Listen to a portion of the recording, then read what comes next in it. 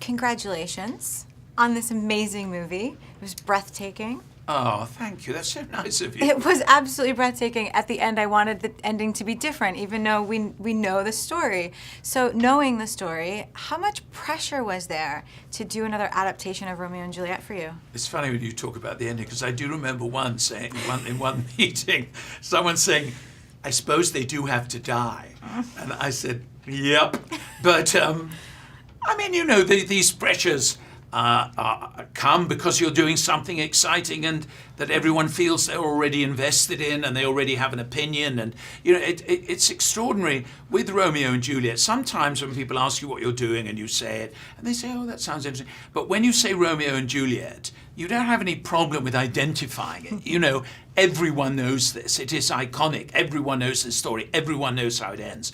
So yes, of course there is a challenge in retelling it. But we had a very strong agenda, to get it down to a length that would be interesting and enjoyable for a modern audience, but also to make it a little bit less opaque so that every stage of the story is completely clear and you're not alienated, you're not pushed away by the obscurity of the language and everything, but at the same time to preserve Shakespeare's tone and his language in the whole thing, all the golden moments. And in fact, you know, 80% of the film is him.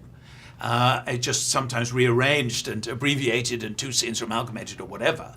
So all of those were sort of different agenda and in some cases almost contradictory.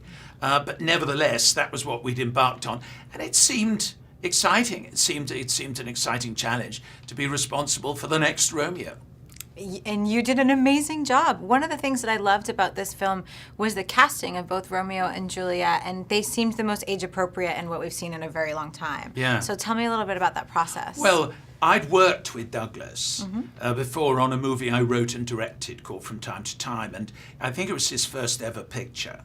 But he was, you know, very interested in screen acting, good at it, and also very good looking and everything. So I never really thought of anyone else, because after he'd done From Time to Time, he went straight into a series of movies and he had this kind of movie career by then.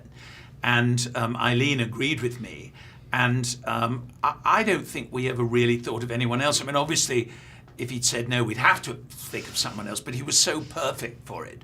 And with Hayley, similarly, we were very, very keen to get someone who was more or less the age of Shakespeare's Juliet. And although she was 15 when we shot it and Shakespeare's is 12, I mean, 12 in 1580 is kind of 15 now, given that their lifespan was 45 or something. So, you know, this is the most age-appropriate Juliet you will probably ever see. And that seemed a wonderful thing. And you know, Hayley was already established as an actress. She'd already been nominated and so on. So she was the port of first call. And again, if she'd said no, I suppose we would have sat in a room with a lot of girls of 14 and 15.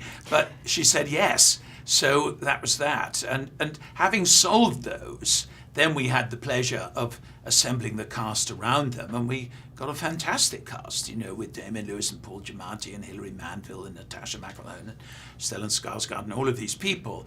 But and there you have a kind of a continuum, in that the more of that kind of actor that says yes, the more the others will say yes. And so, in a sense, you're bringing them in at the end. You know, they want to be in the picture, and that was how it happened. But you're quite right. We did start with Romeo and Juliet because without them we wouldn't have a movie. Well, thank you so much, because I know AMC theater audiences are going to love the movie. You made my heart swell and then break, which is the way it works. Oh, so thank you. Kleenex shares going up. If you like this video, be sure to give it a thumbs up, and don't forget to subscribe to AMC Movie News on YouTube.